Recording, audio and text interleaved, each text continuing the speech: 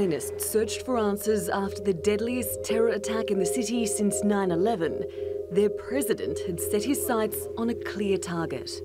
I am today starting the process of terminating the diversity lottery program. I'm going to ask Congress to immediately initiate work to get rid of this program. Saifullah Saipov is accused of killing 8 people. Prosecutors say he was inspired by Daesh. Saipov arrived in the US from Uzbekistan in 2010 through the visa program known as the Green Card Lottery. New York Democratic Senator Chuck Schumer introduced the bill that helped create it. It was designed to diversify the immigrant population. You know, we don't know the details of this person. The Green Card program has a long, serious vetting program. It takes a year. One of the things we should do is eliminate the lottery. We should go to a merit-based immigration system. That's a different issue. When it comes to granting visas to people from dicey areas, I think it's perfectly okay to look long and hard at people who come from those areas.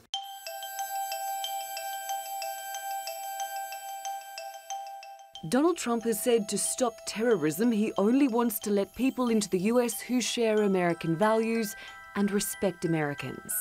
The time is overdue to develop a new screening test for the threats we face today. I call it extreme vetting. I call it extreme vetting. Our country has enough problems. We don't need more, and these are problems like we've never had before. The chance of an American dying from a terrorist attack committed by a foreigner on US soil is 1 in 3.6 million each year. To get to the US, prospective immigrants already undergo an extensive screening process. They have to provide information about their education, medical records, where they've travelled, their family members, and in many cases, they'll go through rigorous face-to-face interviews with US officials about why they want to go to America. So what would extreme vetting look like? Would it mean a religious test or an ideological one? And who decides the score for a model immigrant? Trump issued an executive order banning travellers from 7 Muslim-majority countries as one of his first acts as president. The ban has gone through 3 iterations and has been frozen each time at the federal court level. But will the New York attack be the catalyst for a much wider overhaul of US immigration? Natalie Pohanen, The Newsmakers. Well, to discuss this further, I'm joined from Washington by Wael Al-Zayat. He is a former advisor to the U.S. mission to the UN on matters regarding Syria, Turkey, and Iraq. From Miami, John Cardillo. He's a spokesman for the Make America Great Again coalition, a group that supports politicians, and Jasmine Al-Gamal in Beirut. She is a former U.S. Defense Department advisor on the Middle East. Thanks all so much for joining us. John Cardillo in Miami, let me start with you. I mean, what do you think is a reasonable response to this latest terror attack? Well, you know, in addition to what I do now, I began my career with the NYPD. And I think President Trump is 100% correct. But I would take it a step further than extreme vetting, because vetting is pretty, it's not foolproof. Many people coming into the U.S. are coming from countries without digitized public records. We're relying on an honor-based and truth-based system. We're relying on what they tell us. And we have, in many cases, no way to verify the information they provide is correct. Now, I'm a big fan of profiling and monitoring. I think that we need to profile and monitor people. We know that Saifullah Saipov was on the FBI's radar since 2015. He was interviewed in relation to terror. Why wasn't he monitored every single day? So I'm a fan of going beyond extreme vetting and bringing back programs like confidential informants in mosques and in the Muslim community. But this is the 3rd terror attack in New York City, in the NYPD's 1st precinct. Think about that. The 3rd terror attack in 1 police precinct in New York City in which people were killed. The first World Trade Center bombing, 9/11, and now this. We do have a serious problem here, despite people around the world wanting to downplay it. But aren't you really highlighting a U.S. Homeland Security failure to know that he was on the radar already and wasn't caught, and not a problem with immigration? I think it's both. Department of Homeland Security it manages immigration here. It's absolutely a problem with immigration. He never should have been let into the country because Uzbekistan does not have digitized public records. They don't have central repositories like we do. We had no way of knowing who this guy really was. He should never have been allowed here. The diversity visa program is ridiculous. There's nothing in the Constitution says we have to let in people from countries that some random people feel are underrepresented in the U.S. population. I think we need to become far more restrictive on our immigration policies. Okay, well, let you respond to that. Yeah, I think we're conflating a number of things here together. Thanks for having me, by the way. It should be noted that the diversity program was a bipartisan issue that was agreed upon by both parties under a Republican administration of George W. Bush. It was initially, in fact, put in place to help legalize the status of white European Irish immigrants. Over time, that balance changed in favor of more Africans and Asians coming to the United States. And as you mentioned at the top of your segment, a fraction of those who come to the United States through the system, and actually the overall immigration system and the refugee system, have actually committed acts of violence, certainly that have led to killings of Americans or to the loss of life. So this is really just being used by the White House and their supporters and this administration that have come into office with an inherent, quite frankly, xenophobic and racist agenda of preventing those who are not of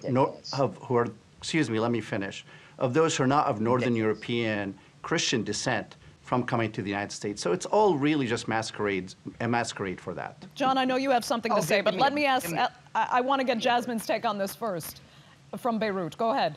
I think that there's a point here that we're not talking about and that a lot of people are conflating, like my former colleague Wael was saying.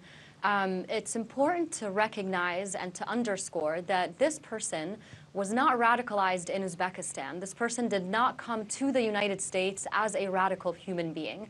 By all accounts, before he came to the U.S., he was well educated. He was searching for a job because there was a lack of opportunity in Uzbekistan. He came from a well-to-do family, and he had exhibited zero signs of radicalism or extremism, according to everyone who's been interviewed since the story has broken out. So he comes to the U.S. So in that sense, extreme vetting didn't fail. There were no red flags that we missed in terms of an immigration process. And so then the question becomes, if this wasn't an immigration failure, which it was not for reasons that I just laid out, the question then becomes, what do we do inside the United States, law enforcement, community programs, what do we do to prevent radicalization of young men and young women here in the U.S.? And when it comes to radicalization in the U.S., I'm not just talking about Muslims. I'm talking about people like the Las Vegas shooter who was in a hotel room and killed more people than anybody in history when it comes to gun violence. Just today on my way to the studio, I was reading a news story about someone who walked into a Walmart today and just randomly shot people without saying a word and walked out. So violence and radicalization, it's not a Muslim issue, it's not a religious issue, it's an issue of people who feel like they are so angry and so hopeless that they want to commit acts of violence. What are we doing about that? Okay, and John, I'd like to get to something very important with you because you've criticized the green card lottery and this diversity program, but actually what the green card lottery does is guarantees poorer people from developing countries that most cases most need the opportunities that are offered in the United States. It gives them a chance to also get to the United States of America. When you block them because a country like Uzbekistan is a poor country and doesn't have databases that match those of Western Europe, you are discriminating against the poor. You're not giving them the chances that this program was trying to give poor people. Do you accept that instead of discriminating against Muslims or any religion or ethnicity, you're discriminating against poor people who need opportunities the most? Well, look, we have poor Americans who need those opportunities first because they were born here, came here legally through a more exhaustive process. And look, to my two fellow panel members, what you're saying is ridiculous. And you're towing the typical far-left party line. It is not xenophobic to be aware of Muslim terror. And it is not about, radicalization is about Islamic terror in this context. There is even suspicion that Stephen Paddock, the Las Vegas shooter, might have been incentivized by ISIS. That's, that's still being absurd. investigated. And That's it's still being investigated. That's It's public absurd. record. That's no, fake it's news not. right there. Take your xenophobic arguments. No, it is not. Fake news It's a right matter there. of public record. You want to obfuscate it to protect. You would rather No. protect terrorists out of some misguided far-left political correctness and watch American bodies lie in the streets. I was there on 9/11. I watched nearly That's just 3,000 fear-mongering Americans based on be ignorance. killed. No, it's not fear-mongering. 3,000 Americans were killed. You should be ashamed of yourself. And if you guys were advisors, foreign policy You should be ashamed of yourself of using it to promote your racist ideology. Oh, give me a break. Racist ideology that I don't want Americans dead? You sound foolish. You sound absolutely... Can we discuss some real policies to change gun violence? John, if I can interject here for a second. Let me finish my thought. Gentlemen, if I can interject here for a second. John, Let John finish 1 second, Jasmine, and then straight to you. Let me finish my thought, please, as I did you. Sure. We need to profile and monitor people coming to this country from nations of terror concern. We need to profile and monitor the Muslim community because that is where the majority of terror That will never happen coming. as long as we're citizens of this country, my friend. Well, it's happened. We did it in the NYPD, and it worked very, very effectively. It will never happen. It's constitutional because the warrants were issued by a judge. It doesn't happens. become It happens systematic every day. as you want. Look, one last point. We profile Italian Americans, of which I'm one, when we look at the Italian mob. We profile Black Americans when we look at gangs like the Bloods and the Crips. We profile Mexican Americans when we look at cartel activity. But when we talk about profiling Muslims for terror activity, all of a sudden it's hands off. Sorry, the precedent is there and it will most definitely happen. Okay, Jasmine, go ahead and make your comment, and then I wanted to ask something to John again. Go ahead. You know, it really pains me as an American. You know, I'm a New Yorker. I was in, you know, my brothers were first responders on 9/11. I don't think there's any reason why John should be saying that or implying that he doesn't want to see Americans dead, but someone else might, because we have differences in opinion on how we should proceed. So I think we should have a more civilized discussion and talk about procedures and regulations and ways to make this country safe, which I think we all want. So what I want to ask John is the following. If this guy exhibited no signs of extremism, if this guy was a normal human being before he came to the U.S., became radicalized over the last 2 or 3 years, his mosque imam was actually interviewed and stated that he was constantly trying to get this guy to learn more about Islam because he appeared to have such little understanding of his religion. And you know, frankly, the stuff that John is saying is exactly what extremists and terrorists want him to say. I mean, you're practically doing their job for them by overreacting, by saying that we should profile people. Absolutely. Listen, John, what you're saying is un-American. We don't profile people. We don't do that. That is not who we are as Americans. It's sound policing. It's not public safety to take what people they're saying about this guy who are of a certain religion. Well, John, you're not making sense. You're not saying anything that makes sense and right John, now. I need to re-raise this point with you because you obviously support not just the most extreme vetting that you can advocate for, but you also do support the Muslim travel ban. And you say that things needed to be done in specific response to what happened on 9/11. But the Muslim travel ban doesn't even include the countries, as you well know, where these terrorists actually came from. Uzbekistan isn't on there. Saudi is not on there. And you know it won't be. How is that an appropriate response? I mean, how can you say these are the policies that will actually work when they can't even address the actual countries of origin? Look, we agree on that. I thought the ban was far too limited. I thought we should have expanded it to more countries. But let me go back to a point. This is very similar to an incident where, say, a gang member shoots a little child in the crossfire, and they interview the family and friends, and they say, oh, he was such a nice boy. He was an honor student. He was an aspiring rapper and football player. Of course the family and friends are going to say this. We don't know what was in this guy's mind when he came here. We don't know if he radicalized here a week before he came across the border. Relying on family and friends is worthless. I learned that in the NYPD. They're always going to say good things about the assailant. And so relying on that, the way I see it is, so basically what you're saying is guilty until proven innocent. No, what I'm saying is we shouldn't speculate on what might be in someone's head, on what might be in his mind, in his heart. We don't know when he radicalized in his mind and heart. We don't know that.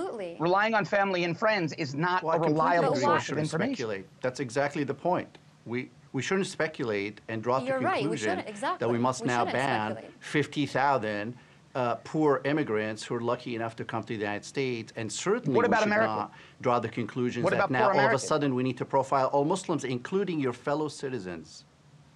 What about poor Americans? Why shouldn't they be put in front of these people from third world nations? That's a different conversation. Right here who need work. We can have a conversation no, it's not about a different conversation. You're talking about. That's a different conversation. I'm sorry, but our host talked about the poor. Let's worry about poor Americans. You asked my opinion. Okay. I would be for an outright ban.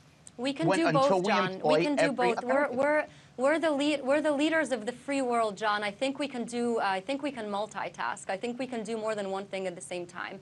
We can look after poor Americans, and at the same time, we can continue to allow immigrants. Well, you don't know that he was competing with jobs for Americans. So you're saying don't let anybody into this country on the chance that one of them might make a violent.